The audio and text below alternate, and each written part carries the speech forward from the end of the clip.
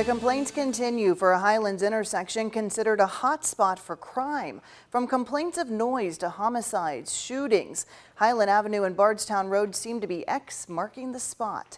Haley Minogue spoke to a woman adding yet another issue, car racing. When she and her husband downsized to the Highlands a couple of years ago, Lynn Bowling expected a few things. It's a beautiful building and a beautiful area to be able to walk to the parks and enjoy the nature, and there are a lot of families that live through here. And she also knew there would be some late night noise since their home is close to Highland Avenue and Bardstown Road, where Baxter and Bardstown intersect, and the bar scene is constantly building. One night in particular last year, there was extremely loud music going on till 4 a.m. and there was a DJ, you could hear it, and they were out dancing in the streets. Lynn says she understands bars had to get business how they could during shutdowns, but she thinks the late night partying is spilling out of the bars into the streets, and cars are getting involved too.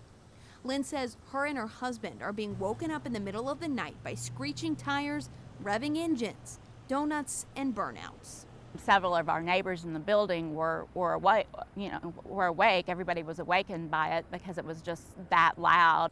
I reached out to LMPD with Lynn's concerns. Here's what they said. Vehicles performing burnouts and racing, particularly in residential areas, create a substantial risk to public safety. Motor vehicle collisions from this type of reckless driving are extremely common and may lead to severe injury or even loss of life. We have received complaints of racing and making noise on Bardstown Road just north of the Watterson Expressway in particular. We appreciate being made aware of issues near Baxter and Highland as well.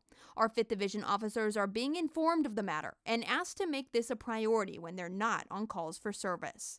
As for a solution, Lynn says she's unsure, but she thinks the idea of changing the bar hours in that area could be a great start. I understand that the bars need, to have the income, and the people, were tired of being cooped up. But, it is a residential neighborhood. That needs to be taken into consideration. In Louisville, I'm Haley Minogue.